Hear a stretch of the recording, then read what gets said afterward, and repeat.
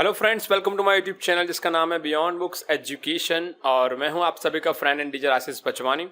हम आज पढ़ने वाले हैं स्टैंडर्ड 9 में चैप्टर 14 के बारे में जिसका नाम है India location geographical structure and physiography, जिसका हम सेकंड पार्ट पढ़ने वाले हैं। अगर आपने पार्ट 1 नहीं देखा तो पहले आप पार्ट 1 देख लीजिए ताकि आपको पार्ट 2 जो है बहुत ही ईजिली समझ में आए। तो शुरू करते हैं हमारा पार्ट 2। आज हम पढ़ने वाले हैं explain about great northern plains of India. तो हमने लास्ट टाइम हिमालयन रेंज के बारे में पढ़ा था, उसके 2 पार्ट के बारे में भी पढ़ लिया था कि हिमालयन रेंज क्या है, उसके कौन कौन सी नॉर्थ वाले पार्ट और ईस्ट वाले पार्ट में कौन कौन से पहाड़ हैं और जो पर्वत है उनके बारे में हमने पढ़ा था। अब आज हम पढ़ने वाले हैं नॉर्थर्न प्लेन्स के बारे में, मतलब कि जो भारत के दक्षिणी इलाके में है, उत्तरी इलाके में ऐसी चीजें जो हैं उसके बारे में हम लोग पढ़ने वाले हैं। तो हमने लास्ट टाइम यहाँ पे पढ़ा की थी, यहाँ पे जो भी एरिया है यहाँ पे हमने देखा था कि बहुत सारे पर्वत हैं और पर्वत को हमने जो हिमालय की जो पर्वत श्रेणी है, श्रृंखला जो है, उसको हमने 3 पार्ट में डिवाइड किया था। ओके, एक पर्वत ऐसे थे जिनकी ऊंचाई 7000 मीटर से भी ज्यादा थी, दूसरे जो पर्वत थे उनकी ऊंचाई 5000 के आसपास थी, जो तीसरे जो थे उनकी ऊंचाई जो थी 1000 के आसपास थी, और उनको हमने उनकी चौड़ाई के अकॉर्डिंग जो हमने डिवाइड किया था। बट अगर हम बात करें दिल्ली, पंजाब या फिर यूपी बिहार के इलाकों की, जो पर्वत के नीचे वाले इलाके हैं उससे हम कहते हैं नॉर्थर्न प्लेन्स। ये वो इलाके हैं जहाँ पे जो नदियाँ वगैरह जो है पहाड़ से आती है और यहाँ पे आने के बाद वो नदियाँ जो है स्लो हो जाती है, और इन नदियों की वजह से आसपास के इलाके में बड़े बड़े मैदान बन जाते हैं जिसे हम कहते हैं plains, that is the northern plains. Okay, so यहाँ पे हम उसके बारे में आज पढ़ने वाले हैं नॉर्थर्न प्लेन्स के बारे में। जैसे आपको पता होगा जो हमने रिवर्स के बारे में पढ़ा था चैप्टर 15 में, तो यहाँ पे यमुना, गंगा, झेलम, चिनाब, रावी, बियास, सतलुज, ये सारी जो रिवर्स हैं, ओके, ब्रह्मपुत्र रिवर जो है, इन सब का जो फ्लो है यहाँ से गुजरता है और यहाँ पे इस रिवर की वजह से आसपास बड़े बड़े मैदान बन जाते हैं। ये उन मैदानों की बात नहीं कर रहा जहाँ पे आप क्रिकेट खेलते हो, ये वो मैदान है जिनकी एरिया जो है बहुत लंबी होती है, जैसे 25 किलोमीटर, 30 किलोमीटर, 40 किलोमीटर, 40 किलोमीटर से बड़े बड़े एरिया में जो है छोटी छोटी घास उग जाती है और ऐसे बड़े बड़े मैदान जो है इन नदियों की वजह से बनते हैं। ये मैं जो बता रहा हूँ आपको 30-40 किलोमीटर, ये बहुत ही छोटी चीज है। ओके, यहाँ पे पहला पॉइंट हमारे यहाँ पे सामने है, this northern place is located between the northern mountain region and the southern peninsula plateau. ये नीचे दक्षिणी जो इलाका है उसके ऊपर और ये पर्वतीय इलाका है, इन दोनों के बीच में जो है ये नॉर्थर्न प्लेन हमें दिखाई देता है। अब यहाँ पे राजस्थान का कुछ हिस्सा या एमपी का कुछ हिस्सा भी यहाँ पे जोड़ सकते हो। This plain is form due to the alluvial sediment. तो एल्यूवियल एक तरह का तत्व है, इस सेंडिमेंट के, इस तत्व के यहाँ पे मिक्स हो जाने की वजह से, जमीन में मिक्स हो जाने की वजह से ये बड़े बड़े प्लेन और जो मैदान है वो बन चुके हैं। जो कहाँ से आते हैं, जो हिमालय में से आने वाली नदियों में से यहाँ पे आते हैं। ये एल्यूवियल जो सेंडिमेंट्स है वो हिमालय से आने वाली नदियों की वजह से यहाँ पे फैल चुके हैं। कौन कौन सी नदियां हमने पढ़ी थी लास्ट टाइम? तो सतलुज, गंगा और ब्रह्मपुत्रा के बारे में। उसके एक बार रिपीट करते हैं हम लोग कि ये जो नॉर्थर्न प्लेन है कहाँ पर लोकेटेड है। तो नॉर्थर्न प्लेन जो है उत्तरी जो पर्वतीय इलाका है वो, और दक्षिणी इलाका जो है मतलब कि जो साउथर्न पेनिनसुला प्लेट्यू है, इन दोनों के बीच में है।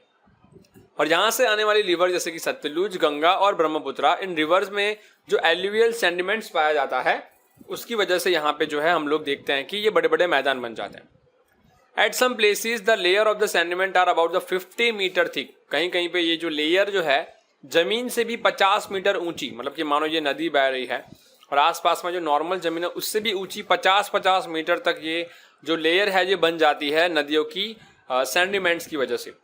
Eight this plain occupy very large area. ये प्लेन जो होते हैं, ये मैदान जो होते हैं वो बड़ी बड़ी एरिया में फैले होते हैं उत्तरी भारत के अंदर।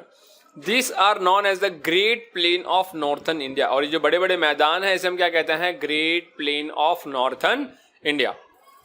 This plain about the 2400 kilometre long. तो देखो जितनी बड़ी लंबी उतना ही उसके आसपास का प्लेन्स का एरिया माना जाता है, क्योंकि नदी जहां से भी गुजरती है अपने साथ कंकर, रेती, मिट्टी, पत्थर और बहुत सारे नए नए तत्व जो है अपने साथ लेकर चलती है। और वो तत्व एक जगह पे आके कहीं ना कहीं रुक जाते हैं। जैसे कि जहां पे अगर आप वाटरफॉल देखते हो तो वहां पे बहुत ही नीचे खड्डा होता है, तो वहां पे आपको बड़े बड़े पत्थर दिखाई सकते हैं। ओके, सिमिलरली जहां पे नदी बहुत स्लो जाती है तो वहां पे आपको रेती और मिट्टी वगैरह ज्यादा दिखाई दे सकता है। ओके, नदी का बहाव जब बहुत ज्यादा होता है तो उसके अंदर मिट्टी, रेती, कंकर और बहुत सारे एलिमेंट्स मिक्स होते हैं, और इसके साथ साथ वो अपने आसपास में बड़े बड़े मैदान जो है बनाती जाती है नदी। ओके, तो इसलिए यहाँ पे जो बड़ा इलाका है वो 2400 किलोमीटर जितना लंबा है।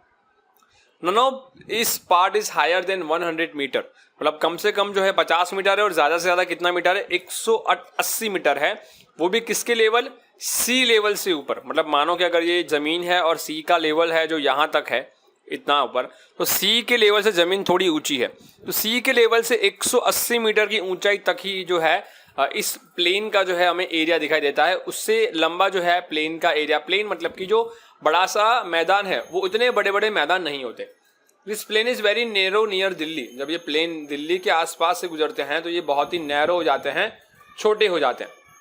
तो Sutlej plain lie to the west to the Delhi. जो सतलुज का जो एरिया है जो हमने बढ़ा था वो दिल्ली की तरफ है। तो यहाँ पे सतलुज रिवर जो है हमने देखी थी सिंधु के आसपास, रावी, चेनाब, जिलाब, ये सारी जो नदियाँ हैं यहाँ से गुजरती है। तो सतलुज का जो रिवर एरिया है वो यहाँ पर है। ओके, और दिल्ली के बाद अगर हम आगे जाएं तो ईस्ट की तरफ किसका मैदानी इलाका दिखाई देता है, गंगा नदी का मैदानी इलाका दिखाई देता है। तो हम ये कह सकते हैं कि पंजाब के आसपास का जो इलाका है वहाँ पे सतलुज नदी का जो है मैदानी इलाका है। और ईस्ट की तरफ मतलब कि पूरब की तरफ अगर हम जाए तो यहाँ पे ये जो इलाका है ये पूरा का पूरा गंगा रिवर की वजह से बना हुआ है।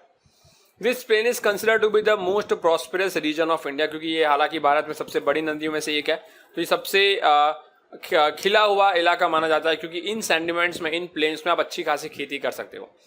इंपॉर्टेंट सिटीज जो इस नदी से गुजरती है, इस प्लेन से बनी हुई है, जैसे कि दिल्ली है, कानपुर, लखनऊ, इलाहाबाद, वाराणसी, पटना एंड कोलकाता। ओके, ये जो सिटीज हैं, ये जो इलाका है, ये जो जगह है, वो इन प्लेन्स में, इन मैदानी इलाकों में बने हुए हैं। सेकंड अगर हम बात करें यहीं पे, इसी के बारे में आप यहाँ पे देख सकते हो, जो ये पंजाब है, हरियाणा, दिल्ली, उत्तर प्रदेश, बिहार, ये जो इलाका है यहाँ से फिर अगर बांग्लादेश चला जाता है। ओके, इतना जो इलाका है वो नॉर्थर्न प्लेन्स का है।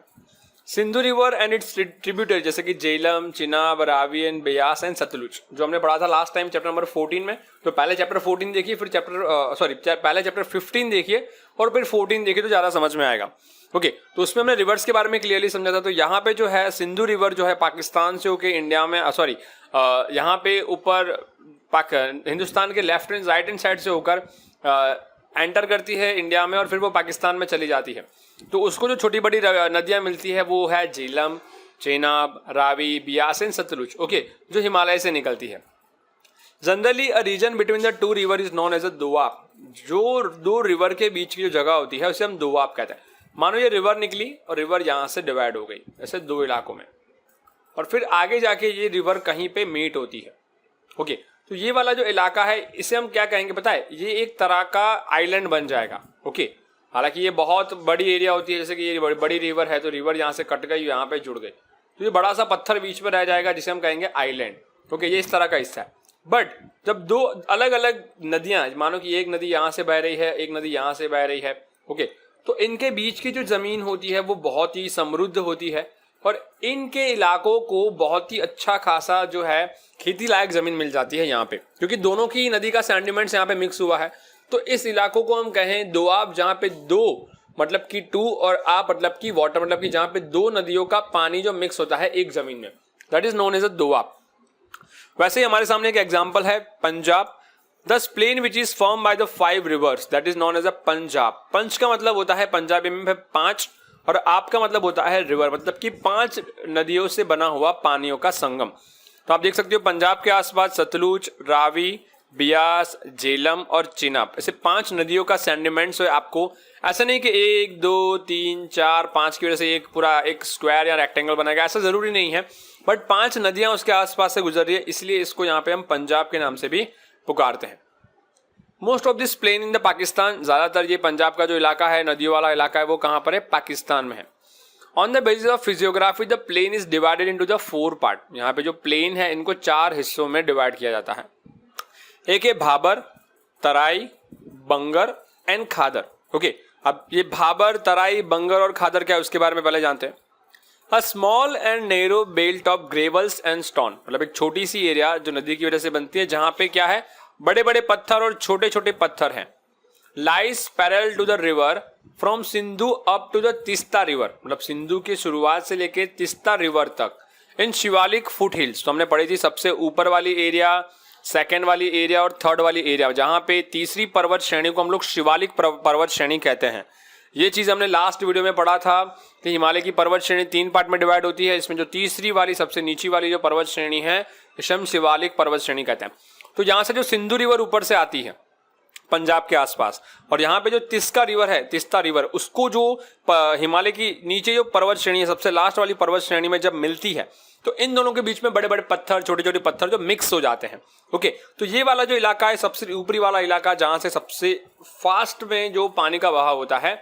ओके, तो ये जो बेल्ट है, ये जो इलाका है, जो चौड़ाई है वो 8 से 16 किलोमीटर लंबा हो सकता है, मतलब कि बहुत ही बड़ा इलाका हुआ पानी का, जिसे हम कहते हैं भाबर। ओके, इसको क्लियरली समझें, इसको एक बार रीड करें और अंडरस्टैंड करें कि भाबर किसे कहते हैं। सेकेंड हमने पढ़ा यहाँ पे तराई। तो ऐसा area, the Terai region which is more humid and the mercy come to the next. ऐसा एरिया जहां से नदी जो है जंगल से होकर गुजरती है, जिसके आसपास में बहुत सारे पेड़ होते हैं, आसपास में बहुत सारी घास होती है। ओके, जहाँ पे बहुत सारा बेच का वातावरण रहता है, बहुत सारी ह्यूमिडिटी रहती है लैंड के अंदर, जहाँ पे बड़े बड़े घास रहते हैं। ओके, जहाँ पे डेंस फॉरेस्ट होता है, जहाँ पे वाइल्ड लाइफ ज्यादा होती है, इस जगह को हम कहते हैं तराई रीजन।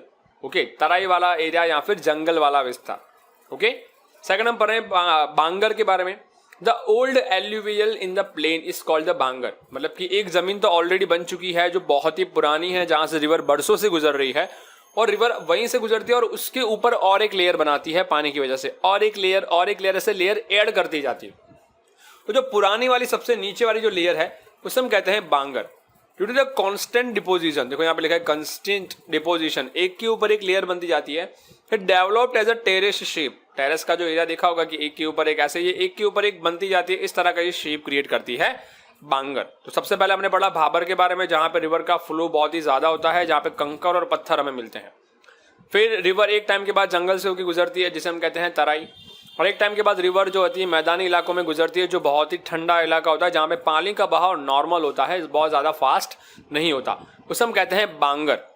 सबसे last new sediment of the flood, जहाँ पे पहली बार नदी, जहाँ नदी का पानी कभी गया ही नहीं, बट फ्लड की वजह से, बहुत ही ज़्यादा तेज बहाव की वजह से नदी ने अपना जो है रास्ता पहली बार बदला है और फिर पानी शांत हुआ है। अब जब पहली बार नदी रास्ता बदलती है, जब पहली बार नदी रास्ता बनाती है, तो वो रास्ता उसके लिए कायमी रास्ता बन जाता है। बट जब पहली बार गुजरती है और पहली बार जो अपनी मिट्टी, रेती या कंकर जो है जमीन में धीरे धीरे मिक्स होते जाते हैं, तो उस एरिया को हम कहते हैं खादर।